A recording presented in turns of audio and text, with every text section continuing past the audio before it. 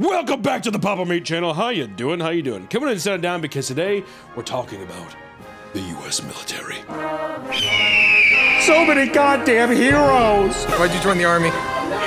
For my country. Type shit. Yes, yes! We're actually talking more about military recruiters today. Sorry for the bait and switch, but we are. Because the US military is constantly in need of recruits. Because of that, Army recruitment has become its own complex operation. One that makes constant efforts to reach as many people as possible using the hundreds of millions of dollars allotted yearly for this purpose. Hundreds of millions. Some of you may have seen it firsthand with military recruiters showing up to their colleges or campus to talk to kids directly. But this is far from the only method used to find interested people and joining the Hoorah clan. One time I got off a bus and a guy sprinted from the bushes trying to recruit me. You were just that much of a soldier. You were just that much of a catch. It turns out that the US military employs a lot of strange and extreme tactics to accomplish their goal, especially with the realization that Gen Z shows far less interest in joining the military compared to previous generations. I mean, in 2022, only 45,000 soldiers enlisted out of 60,000 that was intended that year. No one cares anymore, dude. Rock, flag, and eagle, man. Rock, flag, and eagle. No more. No more. A lot of people are very anti-American nowadays. Isn't it sad, Nick? Isn't it sad? Hoorah. Hoorah! A big part of this is due to the fact that young people seem to be more aware of the realities of military service and no longer buying into the flowery messaging given to them by recruiters who want to sell this as an ideal path. And in fact, recruiters often focus on the supposedly immense benefits and sense of purpose one can obtain, leaving out the harsher truths like the risk of PTSD, suicide, and mental health issues. So today I want to talk about the most ridiculous military recruitment methods. And let me tell you, some of them might even work on me. People think you're poor if you join the military. That's not the case. I just got paid, so I went shopping. I spent $10,000. I got a pair of Louboutins. I wore them for the first time last night. They told me to use a protectant on the red sole so that it didn't up, but I already. What you're seeing is advanced warfare.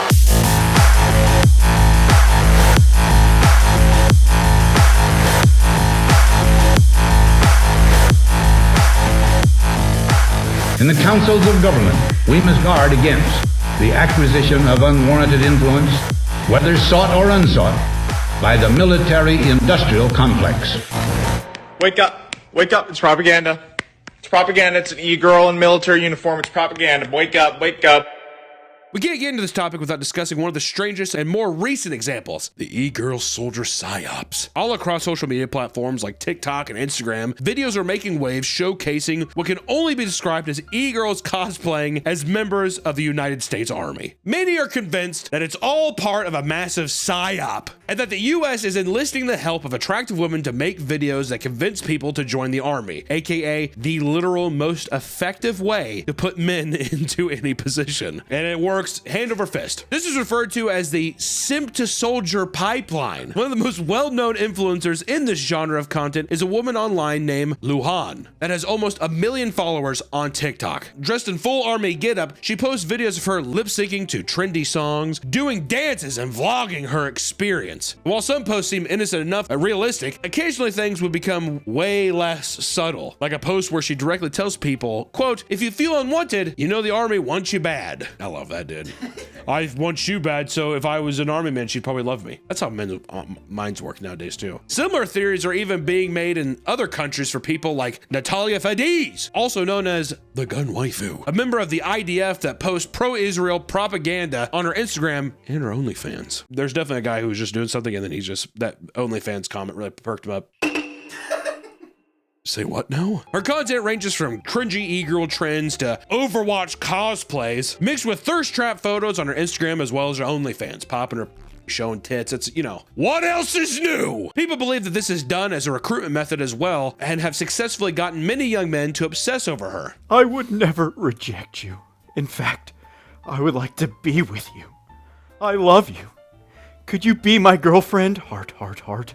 Please love me. But of course, this isn't the first time the US Army has tried tactics like these to gain interest of young people. Throughout history, they have employed various methods that glorify military life, often in a way that feels inappropriate or deceptive, like with military ad campaigns. Which, listen, here's the thing, guys. They're awesome. They're really cool. I remember, even when I was younger, I would see them and I'd be like, damn, that's kind of sick. Yeah, it worked on me. I could get free college? Free college? And I'm like failing algebra. Free college? I'm gonna be a doc. Can you sign up with flat feet? Or is that you can't be drafted with flat feet? If you have flat feet, they're not gonna allow you into the military? Is it that big of a deal? I thought it was if you're like colorblind. Well, that maybe that too. If you have flat feet, you can't be drafted. So I'm safe from the draft. You're also like 40. You're not gonna get drafted, Nick. Like, you're like, I'm really young and extremely in shape. I hope they don't draft me. Hunter, I have something to tell you. What is it, Mom? You may want to put that energy drink down. I don't think your heart can take it. Well, Mom, I appreciate your concern, but I've actually been drinking Gamer Supps raw meat blend that's non-caffeinated. While they do have a caffeinated option, both are equally delicious, so I think it should be okay. Hunter, you're not my son.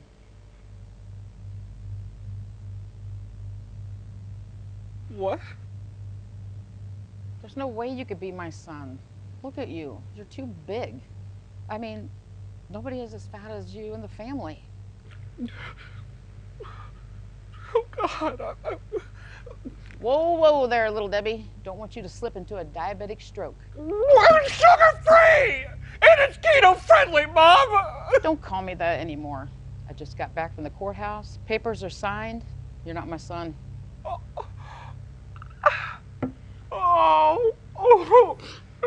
God! And quit crying like that. It just makes you look so fat.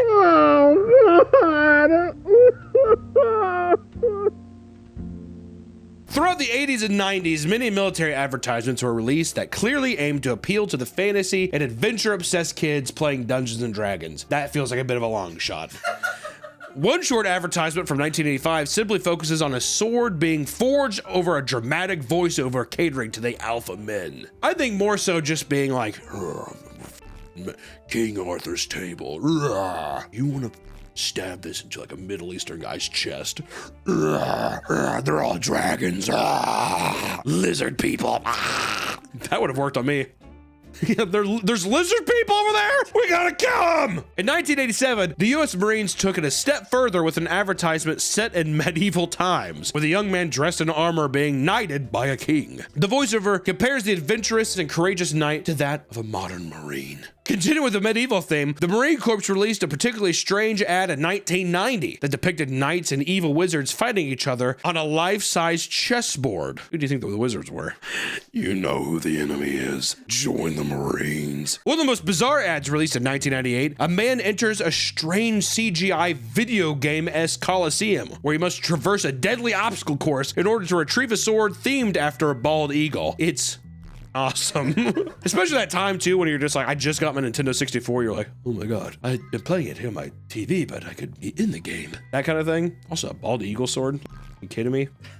So sick. Almost looks a little like Nazi propaganda. Just a little bit. Yeah, a little bit. Sorry they had good aesthetic. He then dramatically fights a lava monster before striking him down, being engulfed in flames and turning into a fully dressed Marine. And many people can forgive ads like these for being a product of their time, but even modern military ads seem to dress things up to appear like some sort of trendy video game, which you definitely know for a fact that these guys are just like, Call of Duty's huge. We're basically breeding them from when they're 8 years old playing these games. In 2019, the What's Your Warrior marketing campaign was released with the intention of showcasing the large list of diverse opportunities available to those joining the army. The advertisement is very clearly trying to cater to the Gen Z by mimicking a modern hero shooter aesthetic, showing specific types of soldiers alongside catchy nicknames and flashy graphics as their operators in Rainbow Six Siege. I like to think that they also went to like Blizzard and they're just like Overwatch. You know, do you think that they ever like the US government's here, like the colonel like walks in, hello colonel? He's just like, I have an assignment for you, son. America needs you. On the phone with it. Huh? Here are some examples of these warriors, by the way. Aviation officers are referred to as the Dragon Tamers. I'm telling you, there's a lot of anti-Chinese shit I feel like in this. The Dragon Tamers. Microbiologists are called the virus hunters, and culinary specialists are called the replenishers. Like they're just like, you could be a cook.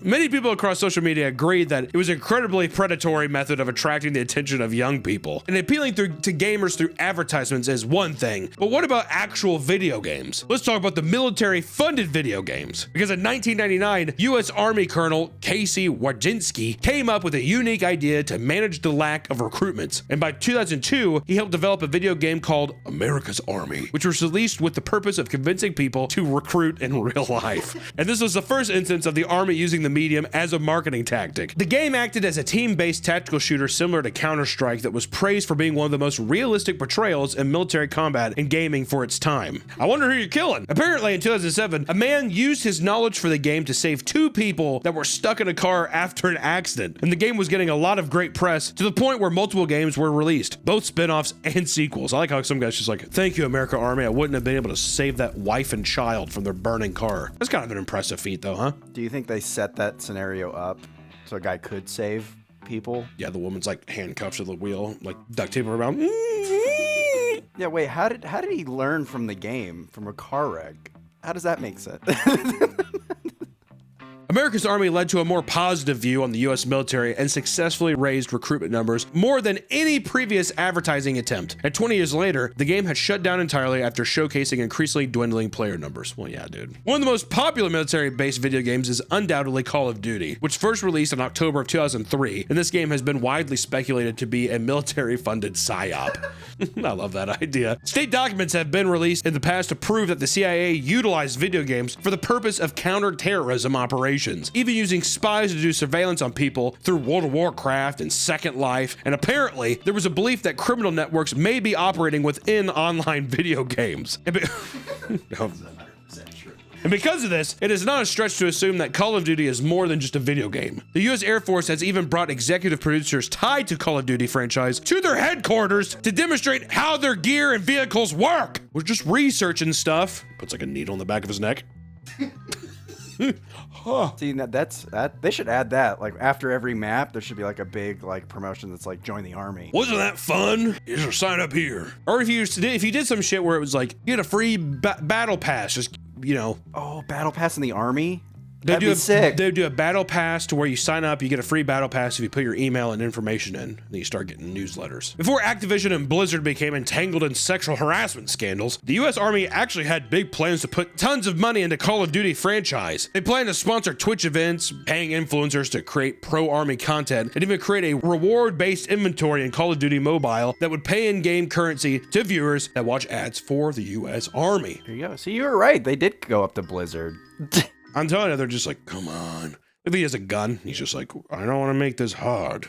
Despite there being proven instances of video games utilized this way, Major John Mark Thelin had his own frustrations. According to him, military recruits that are part of the Nintendo generation have frail skeletons and are not tough enough to handle the active training required by the military. First off, that's the dumbest thing I've ever heard. But in response, he put together a regiment for people to build stronger bones, including tasks such as couch to 5K running program and drinking lots of milk. The guy's hard. I don't know what I'm supposed to tell you. Oh, he came up with the couch to 5K? That's a huge like Reddit thing. Couch to 5K is a huge Reddit thing. Have you done it? No, but like the fitness sub, this is years ago. They're like, here's the couch to 5K regiment. And it's just because he said the Nintendo generation has soft bones. He's like, get off your couch, run a 5K, and drink milk. Reddit falling for a psyop? That's odd. With big games like Fortnite and Minecraft releasing to massive audiences, the US military was struggling to utilize the gaming space to enlist future military soldiers. For them, the next obvious step was to create the US Army esports team, which the US Army, as well as the Air Force and Navy, created their own esports teams. Alongside this, they had recruiters playing shooters on stream dressed in full uniform, talking about how much they love being in the Army. Which, is that comparable to like the Army having a football team and the Navy having a football team too that played like the college bowls? Yeah, it's just like, oh, I like football, you know, and that kind of thing. All is fair in love and war, Nick. All is fair in love and war. But their goal is, once again, to reach out to people who are prime ages for military recruitment, and people were quick to ridicule this endeavor online, spamming comments with the US military's participation in various war crimes. Oh, cool. Nice. Really chill guy. Have a nice time getting banned, my dude. I'd always be afraid that they'd like bomb my house. The Army would? Yeah. World of War crimes. And then all of a sudden, or you just see like a drone flying outside my window. I'm like, That was actually a big thing during Obama when he started the Obama era, when he started using drones. People were like, he's going to use it on U.S. citizens. I always thought that the big thing they're going to do with drones is they were going to start delivering packages. Whatever the happened with that? I've never had one package delivered by drone. It upsets me because that was the whole thing I thought was cool with Amazon was they were like, oh yeah, you just drop the box off at your doorstep and he flies away. It's like idiot. I was sitting there, I had to order like, I don't know, a pair of socks. Look at my window. I'm pretty sure there was a guy who like he ordered from Amazon and someone with a shotgun shot it down and took the package. That's awesome. At some point today, did a drone fly over your house and you shoot at it? I'm gonna be real blunt with you and ask. Yeah. You did? Yeah. That's so stupid. I guess the Fruit of Loom socks runs off. Speaking of psyops, they think that's a psyops. What isn't a psyop? The amount of times I see the word psyop online, there's psyops everywhere. Subway has a psyop. McDonald's, Walmart has a psyop. Who doesn't have a psyop? What's name a company that doesn't have a psyop? No, this isn't a Papa Meat. No, we have a psyop. I don't know what it is yet, but we definitely, if we don't have one, we're making one. What would our psyop be? Join the Patreon by using cute e-girls. That's what we need to do, dude. Do you think we'd get in trouble if we started getting like big titted women, fat ass, or like buff guys with like chiseled bodies just be like, I don't know, my life's just been, I look like this because I'm on the Patreon. You think that'd get people to go?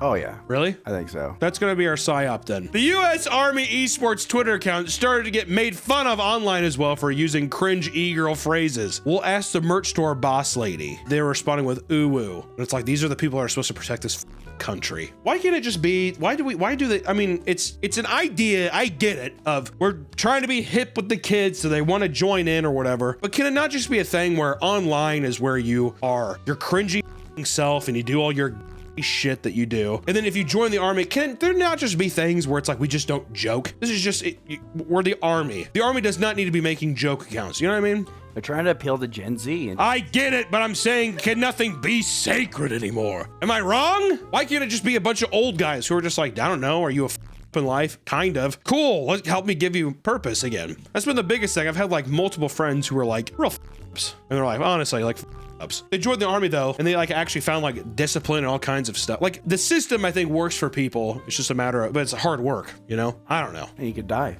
Yeah.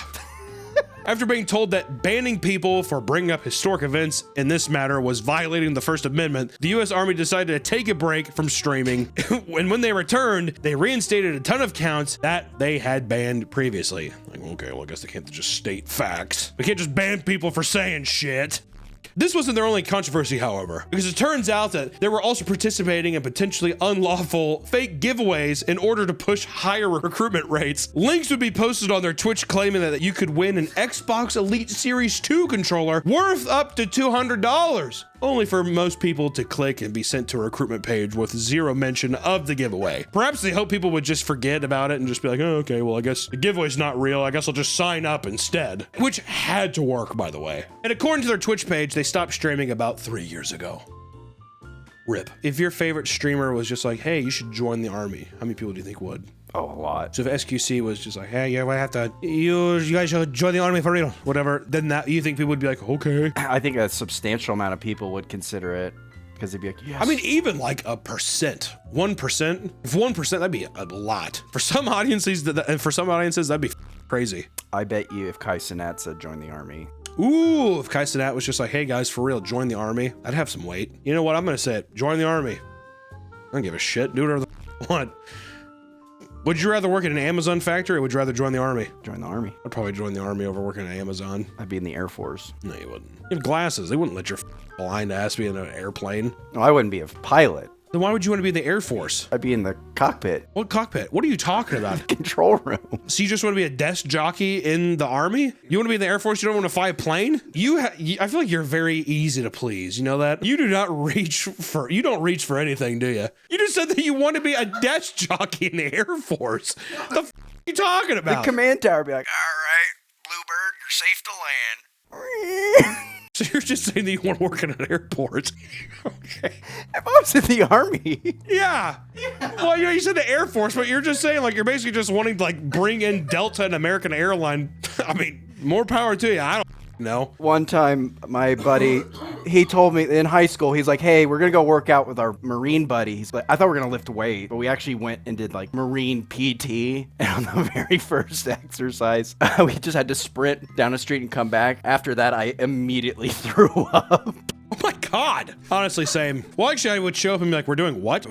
PT? No. My fat ass? Hell no. In the military's attempt to reach Gen Z audience, they began moving towards more cringe behavior, like the Army rap, which could have really been at any place or time, but rap always seems to come back in terms of like doing a hip hop thing. And you see it with the training videos and McDonald's and all that stuff. So it always kind of circles back a bit. 2019, the Giving All I Got music video released on YouTube to a minuscule audience. The rap was ridiculed for its incredibly cringy lyrics and amateurish production, and the song features moving lyrics such as going out like an acrobat. I'm flipping the script like flipping through pictures on Flickr. Going out like an acrobat. I'm flipping the script like flipping through pictures on Flickr. I wonder how many people know what Flickr is. And at one point, they started listing things that the Army will pay for in order to convince people to join in. Uniform paid for, electric bill paid for, water bill paid for, living quarters paid for. Another way that the US military can appeal to the youth is by utilizing star power, aka paying celebrities to promote the Army. For example, the work the Army had done with Jonathan Majors, known for his role in Marvel shows as well as Creed 3, he began working with the Army on their Be All You Can Be ad campaign before being convicted of harassing and physically assaulting his ex-wife. He was dropped by the Army and then later dropped by Disney, with his character Kang being removed entirely from the upcoming Marvel storyline. And in a more recent attempt to bolster recruitment numbers, the Army secured an endorsement deal with Dwayne "The Rock" Johnson, as well as the United Football League, which The Rock co-owns. So I think that was just kind of a joint effort to probably squeeze more money out of him. He was paid $11 million and tasked with posting, and guys, let me tell you, this is hard. $11 million for 5 Instagram stories talking about Army enlistment. Okay, $11 million, 5 Instagram stories. Not even posts. They're going to be gone in a day. Stories. The deal also included showing recruitment ads during the football games and advertising on the players' uniforms, and each Instagram post was valued at $1 million. And they were surprised to find out that he only posted 2 of them. He got paid for 5. He's like, I think I'll do 2. That's about it. He's like, I got tequila and steroids to promote. That's about it. The entire campaign turned out to be a massive failure, especially considering the United Football League's low attendance numbers. They literally recruited 0 new people. Nobody signed up for that. And in fact, according to an evaluation projection released by the Army, they actually lost 38 enlistments considering the wasted resources that could have been spent elsewhere. And the Army tried to reclaim $6 million from the failed campaign, and it is unclear how the contract is being rebalanced with the UFL. In one of the most expensive partnerships in Army history, $88 million was spent on NASCAR sponsorships alongside a driver named Dale Earnhardt Jr. Have you heard of him? He's the son of the Intimidator. Come on! They spent $88 million between 2011 and 2013. 2 years. $88 million. They wanted to continue to fill the recruitment quota of 50,000 soldiers a year, but NASCAR fans are typically older, and this resulted in incredibly disappointing results, with the Army once again admitting that it signed up virtually 0 recruits. It was so bad that the Army, Navy, Marines, and Coast Guard had to cancel all their NASCAR sponsorships for having an insane cost per engagement. So far, you know, we've been talking a lot about modern examples of Army recruitment techniques. But how about we go back to the past a bit and discuss one of the biggest blunders in recruiting history? I'm referring to Project 100,000. The low IQ Army. Between 1966 and 1971, the U.S. was struggling to meet recruitment standards throughout the Vietnam War. So Project 100,000 was an attempt to increase recruitment numbers by 100,000 people a year by severely lowering recruitment standards. In normal circumstances, these people were not physically or psychologically qualified to be trusted around firearms and wartime environment, and many of them couldn't read or write and had IQs below 71. Once again, I hate to keep saying it, but that legally, to the point where able-bodied soldiers were tasked with forging test results for them because they literally couldn't take it on their own. It seemed to be a matter of sending as many bodies into combat as fast as possible, to the point of rushing them through training before they were even moderately equipped to fight. They basically were just like, here's a uniform, have fun in the jungle. It's Forrest Gump, and they all went on to play ping pong in Russia. On the battlefield, these soldiers were a nightmare to work with. They gave up their positions by talking too loud, they couldn't tie their goddamn shoes, they wasted ammos, and failed to understand understand basic commands. At one point, a popular infantry officer was shot and killed by accident. The soldier was meant to grant him access to the base after reciting the password, but somehow got confused in the process and decided to shoot him instead. And in fact, deadly friendly fire occurred on more than one occasion, obviously. Of the 354,000 deployed during the 5-year period, 5,478 died and 20,270 were wounded. That's pretty low, honestly. I would have expected way more. When times get tough and recruitment numbers aren't looking up, military recruiters can get quite desperate. The response? Bullying you into enlisting. Around 2022, it was discovered that there was a massive increase in military recruiters engaging in misconduct against people they wanted to recruit. So much so that the military recruiter abuse hotline had to be reopened after laying dormant for a long time. Recruiters would get access to people's phone numbers in order to give them information about potential enlistment. Usually, this text chain ends as soon as they reject or the text is ignored, but for many recruiters, the rejection angered them to the point where they would aggressively contact them various times to push for an answer they wanted. In one case, a woman received 70 texts in a row. I definitely think they're just like, are you gay? You must be gay if you don't want to join. The person's like, no, I'm not. You're totally not cool. You're gay. Hey, hard answer. Oh, come on, leave me alone. You're gonna join. What are you gonna? Okay, fine. All right, cool, man. One man admits that he was called old and fat by an army recruiter. There's got to be so much worse. There's got to be all kinds of that is the tip of the iceberg. There's got to be racial slurs, all kinds of shit happening, dude. When all else fails, they would get into full text arguments with people, sometimes posting civilians' address and threatening to show up and hurt them. Awesome. Listen, here's the thing, guys. Going into combat is a life-altering decision. It can lead to some of the worst moments in a young person's life, and the idea that the powers that be try to sneakily convince you to join them in video games and influencers is incredibly weird and bizarre. If you have any interest in doing something like that, maybe do your own research. Talk to someone who actually knows you or cares about your well-being, rather than leaving that job to a hot chick doing an Ahigo face on top of a tank, okay? And also to join the, I mean, it's with anything in life, case by case, dude. Just do your research and make sure that it's a decision that you want to make. But until next time, guys, if there is any Army vets watching this, I'm so sorry. We'll see you next time, guys. Hoorah. Hoorah.